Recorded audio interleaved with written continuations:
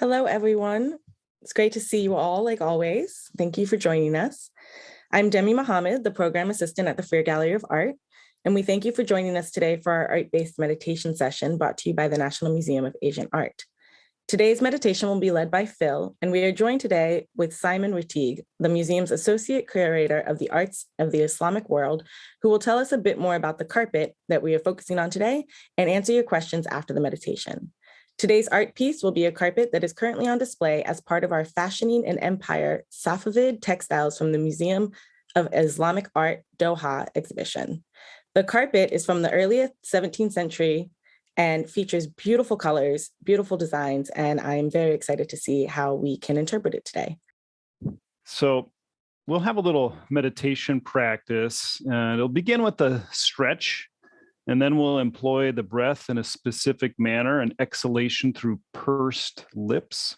If you join me on Wednesdays, you might be pretty familiar with that type of breathing. And then we'll do a little check-in with how we might look at an object and maintain some sense of space. In this way, we might both look at the work and perhaps let it come to us, let it speak to us freshly into the stillness of our awareness. If any aspect of the practice seems difficult or inaccessible, just relax. Stay with your breath, and soon enough, we'll enjoy a slow viewing of this beautiful carpet from 17th century Iran. Now, let's get in the body a little bit with some movement. So if you would raise one hand and inhale. Oh, good stretch. And then exhale and lower. When you're ready to move the other one, inhale, raise that arm. Exhale and lower. Let's do that again. First arm, inhale, it rises. You might even look up at that hand. And exhale, come on down. And again, inhale, other arm. Exhale. Let's do one more round together. First side, inhale. Exhale, lowering. And then the last one, inhale. And exhale, lower. Now get comfortable making any adjustments that you need to make to be settled, supported, allowing a feeling of safety and calm to begin to wash over you.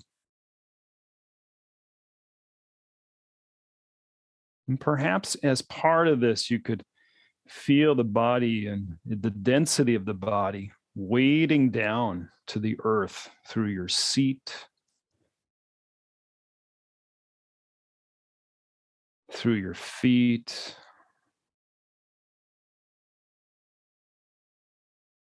heavy, relaxed.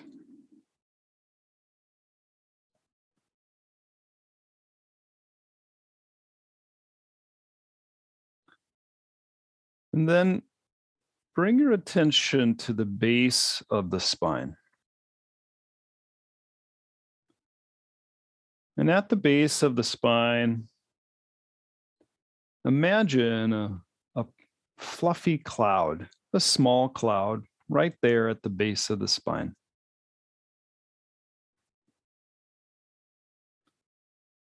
And slowly draw that fluffy cloud up the spine, through the sacrum, the back, the pelvis.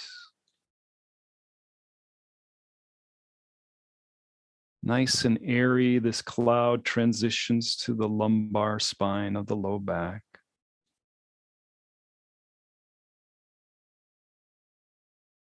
Coaxing a lightness into the spine as it moves to the mid-back.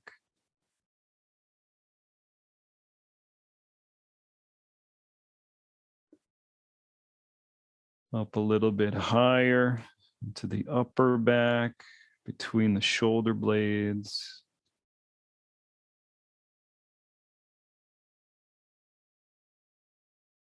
Little by little, inviting the spine to be a little longer and lighter. Up through the cervical spine of the neck.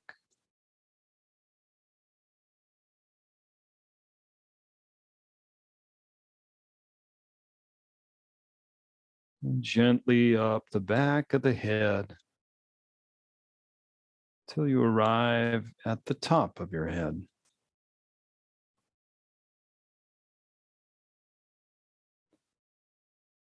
And all around this lighter, longer spine, relax.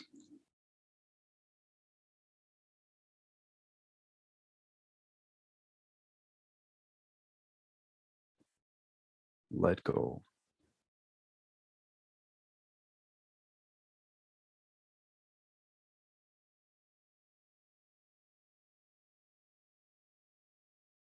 Now, to further this sense of relaxation, let's bring attention to the breath. The belly relaxed, chest relaxed. Gently deepen your inhalation, breathing through the nostrils if possible. And exhale through pursed lips.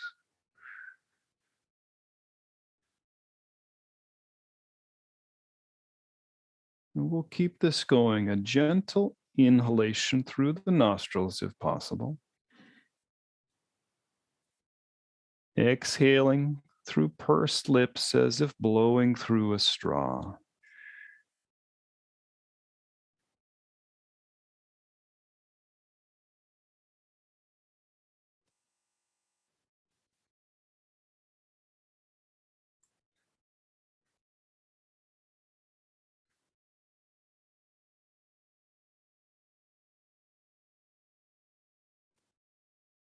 As you continue this breath, elongating the exhalation,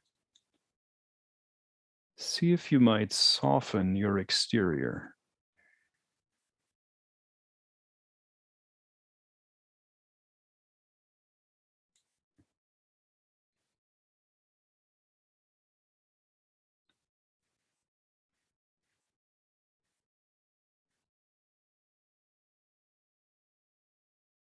Like a balloon losing its air, the tension of the balloon is dissipated.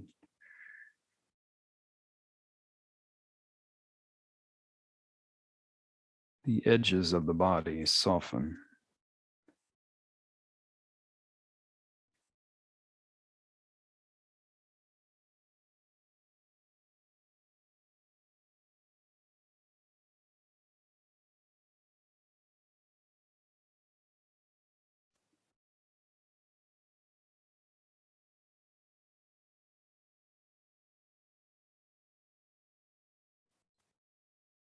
Take your time and do 3 more of these breaths.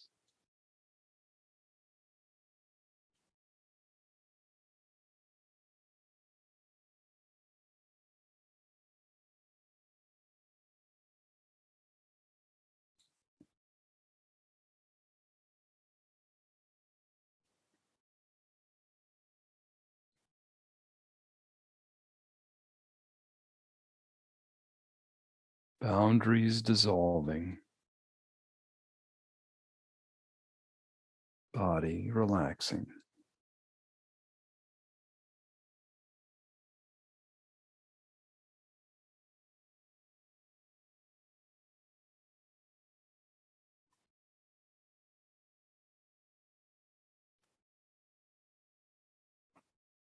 Eventually let go of technique and allow your breath to normalize.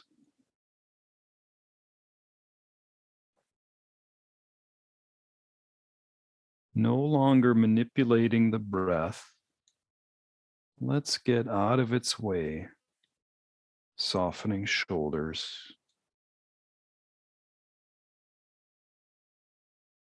elbows, and wrists.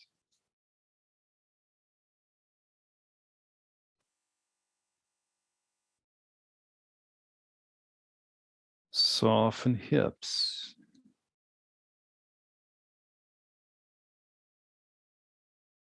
Knees.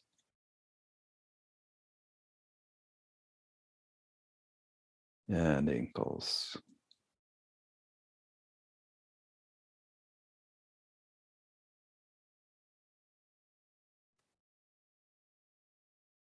And here, just savor the presence of the body. A little more relaxed. Edges softened.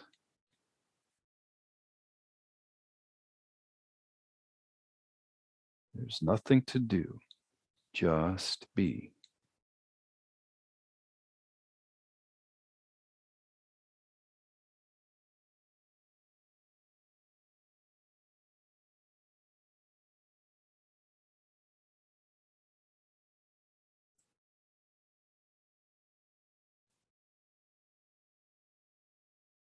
Now, maintaining this sweet touch to the body, gently open the eyes and look to your open right hand.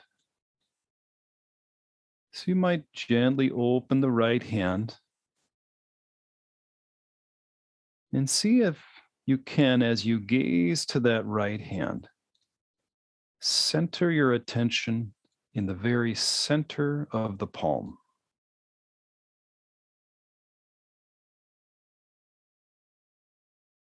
Your attention focused at the very center.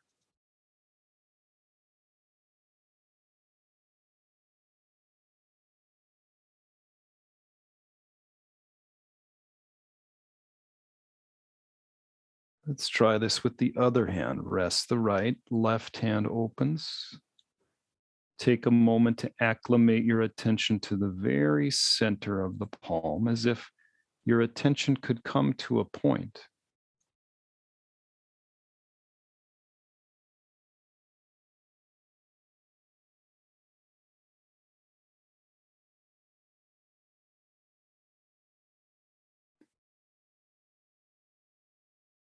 Good.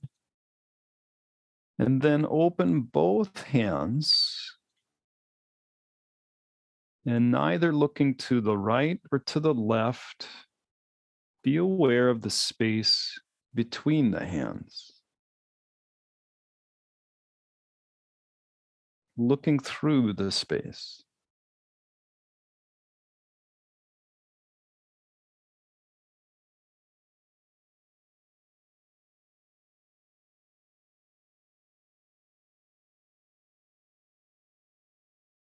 Good. Lower the left hand.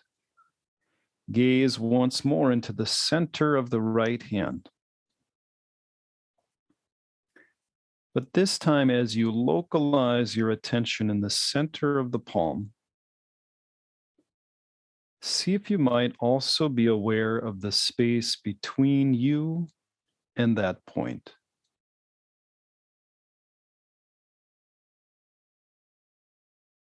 Your attention centered,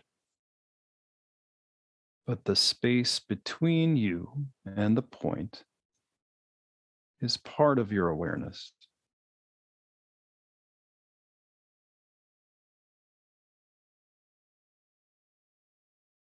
Let's try this with the other hand. Rest the right hand, left hand opens, gazing into the left palm,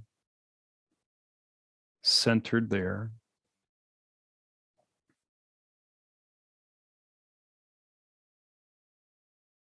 And soften so that you're both aware of the center and the space between.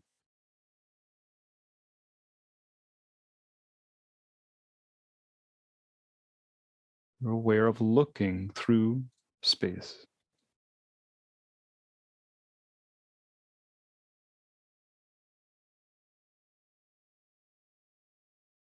And relax.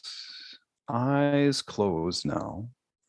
Awareness open, relaxed, supported by the way we look upon something.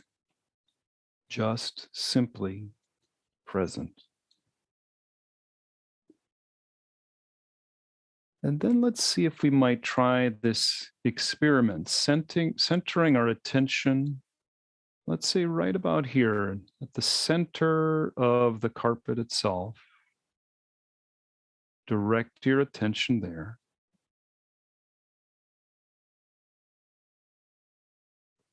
And while you're gazing in this manner, see if you can also be aware of the space between you and that point.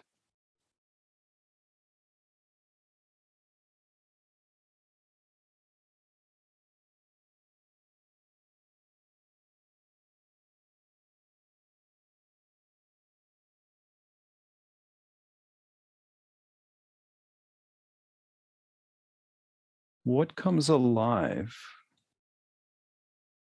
through this method?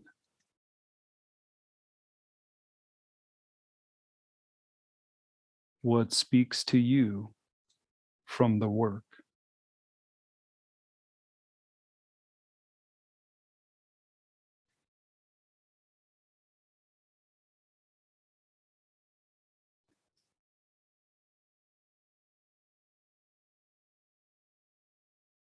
Now let's dive in.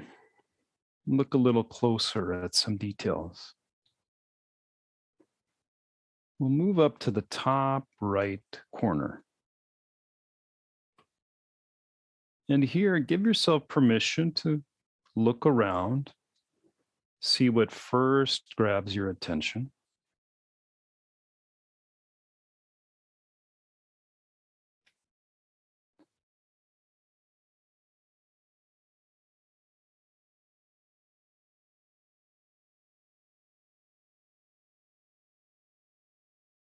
And then try this centering technique. And I'm going to encourage you to center your gaze right here in this top right corner flower where the red meets the orange.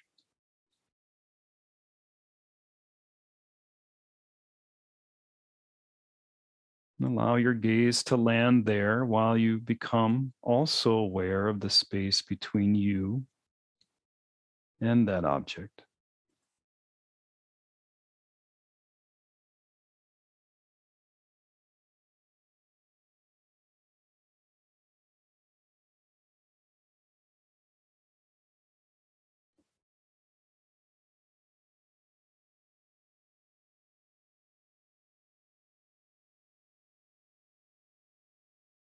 When you look in this way, do other details emerge as you look around this corner of the carpet?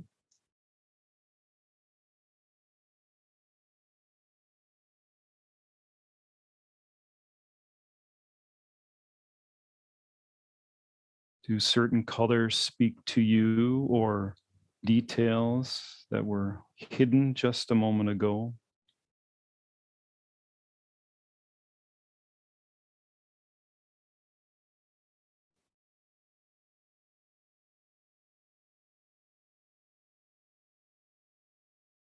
Let's back out.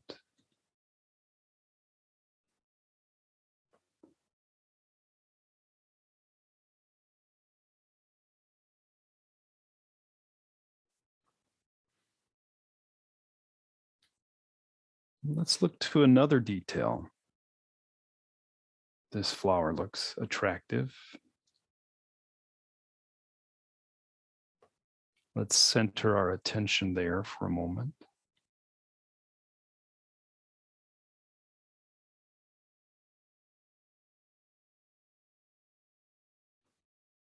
Adjust so that you're also aware of the space between.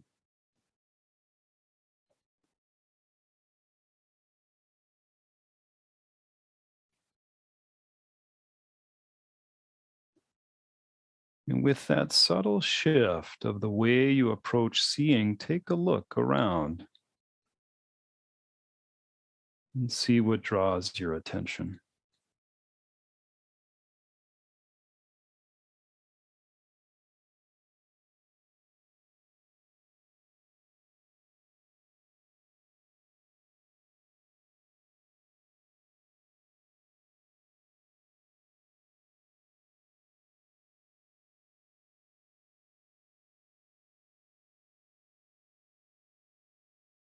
Let's back out again.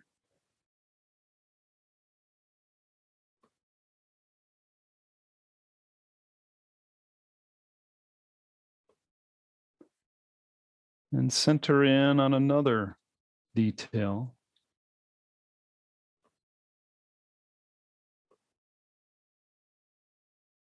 Maybe honing attention on this red dot,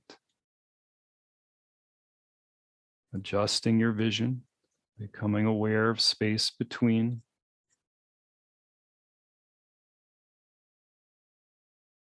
Perhaps opening the periphery of your vision.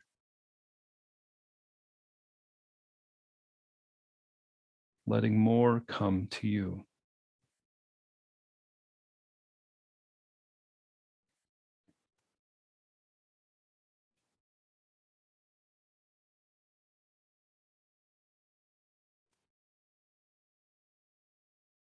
What feels vibrant?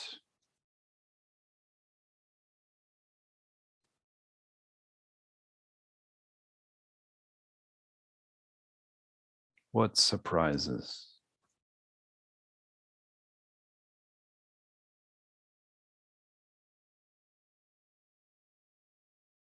What words arise?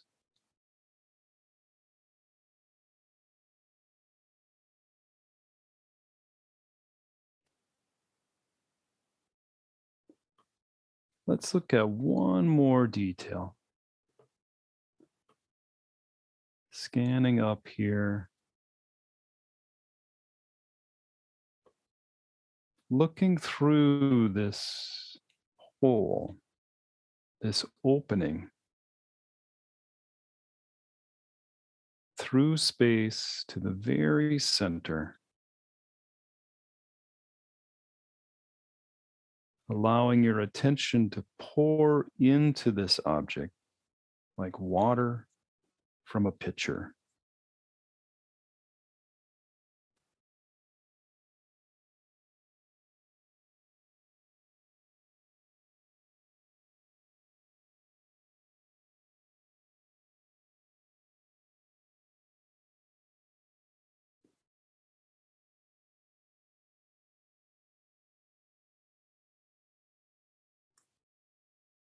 Now, lastly, we'll back out. Look at the work in its entirety again.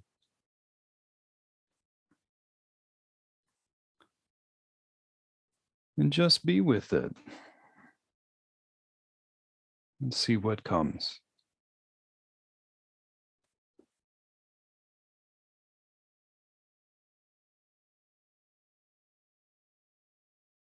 What speaks to you?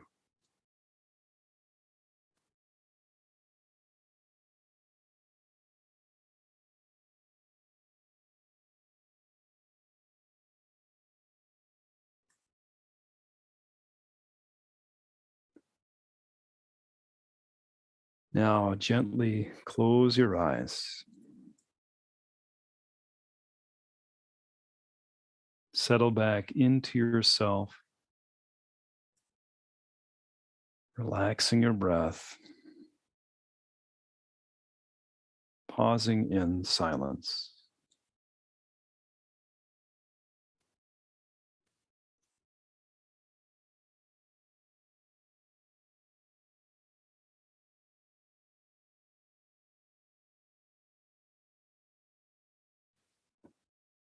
May we, from time to time, slow down, enjoy our breath, and see things anew, so that they may speak to us freshly. My friends, to close this practice, I invite you to place one hand on your heart, the other hand on top, and to bow to one another in peace, peace, peace.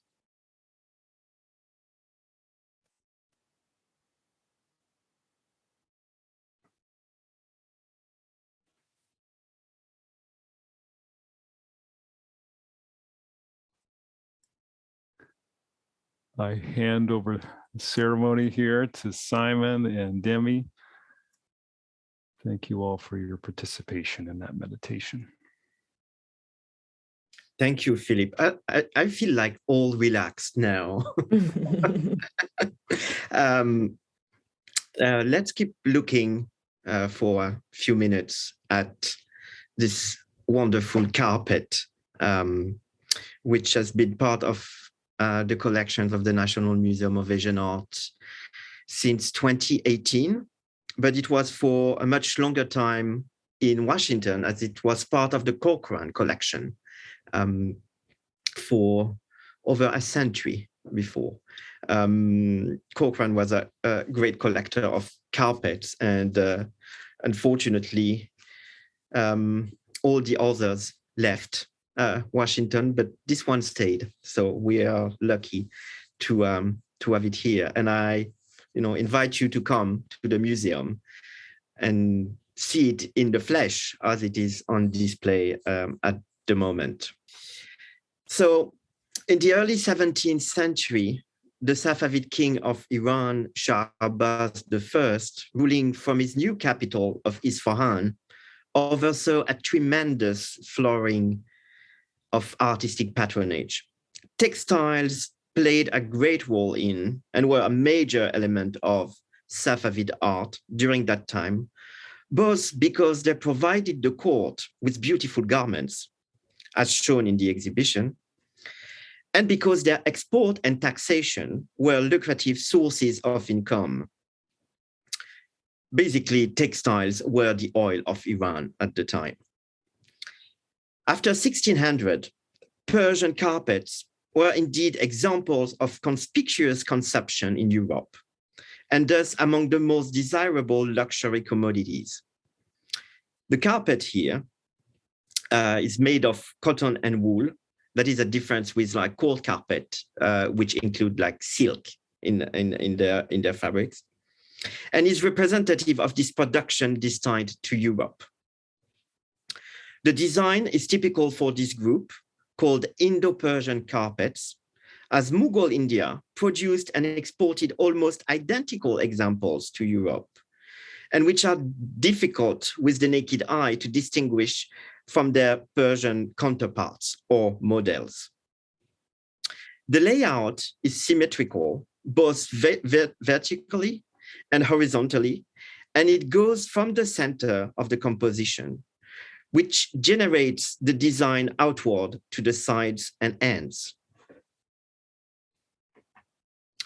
You have a series of large stylized flowers called khatai in Persian, from which unfold loops of flower-bearing vines with characteristic denticulate leaves known as islimi in Iran.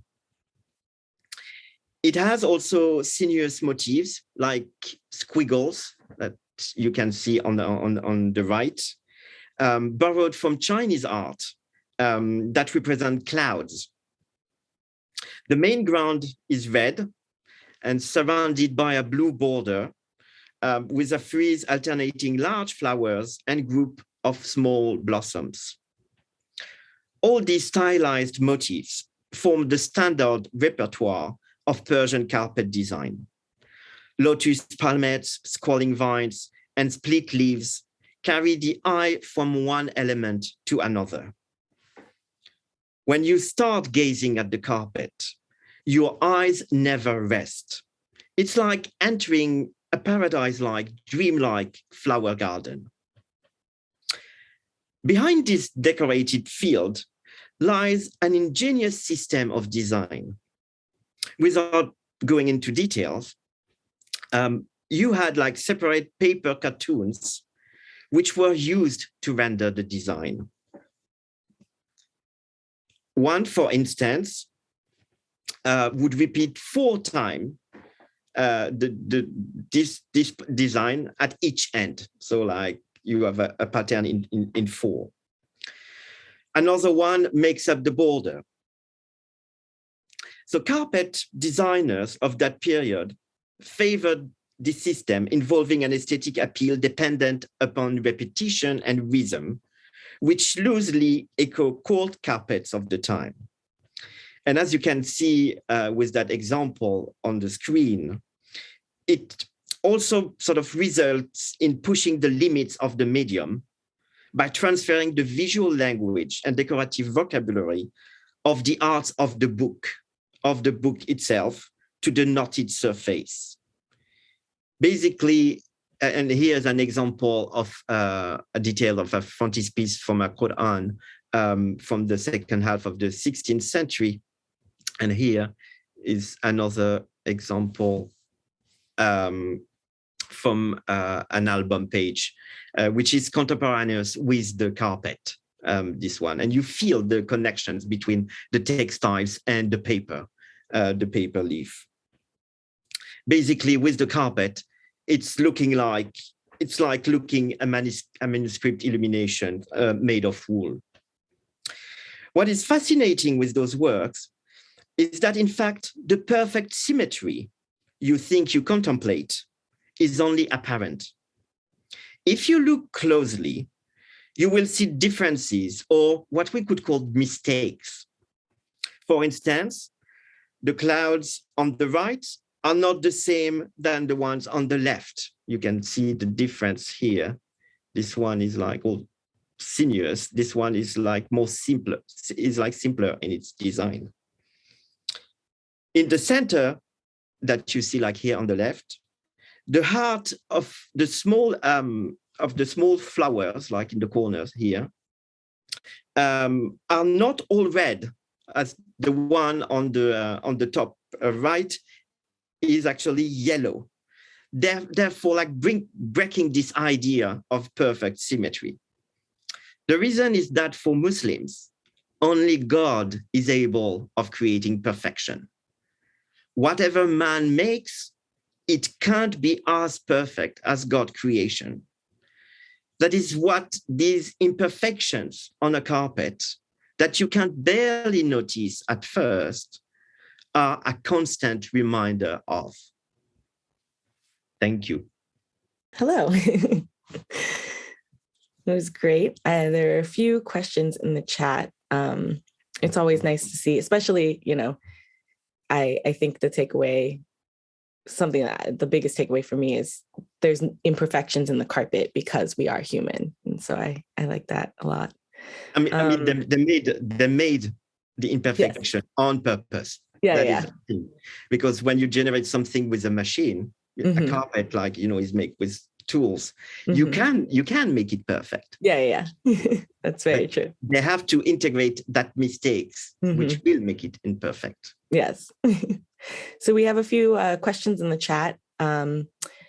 Adrian was asking if there is symbolism or meaning to the colors and shapes and designs. So we talked a little bit about that. And Linda was asking about the source of the dye for the colors, if we know particularly where those came from. So I'm not an expert in that. But yes, we know, for the blue, like indigo is used. For the red, it's like vermilion, I think, that they would use for dyeing. So yes, there were like sort of like manuals, to create the dyes, the different dyes. So that we know. Nice. And then Pam is asking if there are pomegranates also in the shapes that are included in not just the flowers. So if you remember what Philip showed, like the corner in the blue, the big flowers in the corner, the sort of orange part in the middle as a pomegranate shape. Actually. Nice. Yeah. So this sort of like hybrid between flowers and fruits. That's nothing is realistic, as you know, on those carpets. They're stylized and so stylized for centuries that basically they have their own names. Like, as I said, like those big like dreamlike flowers are called like hotai in Persian, which actually means Chinese. I have nothing Chinese, but That's great. Ada is asking if the carpet was used as a rug or if it was just decoration. And Cindy was also asking about that because there's there were worn areas in unusual parts of the carpet. Well, the unusual areas that are damaged, I mean, it's not unusual. It's sometimes because of the dye, you know, that's what were used with time. Basically, the wool or the cotton that is used in the middle just like disintegrates, you know, and so that's all those threads, then, you know, they're just not there anymore. But those carpets, yes, were used, you know, of course. Like, carpets were not decorative, and especially in Europe, you know, they were put, they were used, definitely. Yes. And of course in Iran itself too, you know, on the floor. That's where you would put a carpet, not on a wall. Yeah. Was it normal? I guess this isn't a question from the chat, but would they also have tapestries on the wall in this period as well? And you see them in the exhibitions. There are examples of like tapestries, and especially tents, because like, you know, you would have those mobile houses made of tents, and the interior would be entirely covered with fabrics, basically. Yeah, that's great. But those would be more like thinner fabrics, you know. Yeah. And if you have money, of silk, of course. Ooh, of course, yeah. Gold threaded throughout, like. Yeah, exactly. Yes. Oh, in that regard, Deborah is asking how many knots per square inch. The weaving looks so fine. So they're wondering, and there are a few people who are wondering if there was just one artisan who created the carpet, or if it was a family or multiple people at one time. Oh, those were not family business. Those were like big businesses. It's like, you know, they were basically mass produced. Those carpets, they were for export, you know, so they would be costly in the end. And the Armenians actually had the monopoly of the business of carpets in Isfahan. They were granted by the Shah the business of carpets production and sort of export and transportation through land at some points. But then, you know, there were like the wars with the Turks, the Ottoman Turks. So then through sea and using like the European companies, East India Company and all that. But so that was like, there were like entire families working in factories, basically making carpets, and under the control of the state. That was a state business. That's great. Dur is asking if there is a special stitch for the carpet. If we know. I think there is. I think there is, but I'm not sure. And then Michelle is asking, they noticed that there are vines connecting everything, and they were asking if that's on purpose and if there's a significance specifically behind the vines and the pattern. No, it's like those sort of infinite patterns, you know, you repeat and things are linked and brought together, and that's sort of like giving harmony to the whole piece. But, you know, you see that on carpets, but you see that on metalwork, you see that in illuminations, in books. For instance, you see that on ceramics. You see that it's ubiquitous. You see that everywhere. And Tim is also asking, is there a historical relation between book and carpet design? So maybe. Yeah, and as I said, you know, like the carpet designers were using like paper, like cartoons, like to create, you know, the designs on their own carpet. So of course, like what we call designers, that we call naqash in Persian. They were designers for book illumination, textiles, ceramics, working for like decorations on a lot of mediums. So that's why, you know, you can link books to carpets, to architectural panels in ceramics and all that. That's really cool. Well, we thank you for joining us here today. And we thank you all for joining us as always. Simon will join us again on the 18th. And so if you'd like to, usually you guys are here every week, but we'll have Simon back on the 18th as well. And if you would like to see the carpet in person or any of the tapestries that we've talked about, the exhibition is on view now. The museum is operating still on reduced hours, I believe. So I would suggest checking the website just to make sure that all the information is up to date before you come to visit. But we would love to have you in person. And we thank you for being here. We thank you, Simon. And we thank you, Phil. Thank you, Philip. Thank you. I'll see you on the 18th. Yes. Have a great weekend, everyone.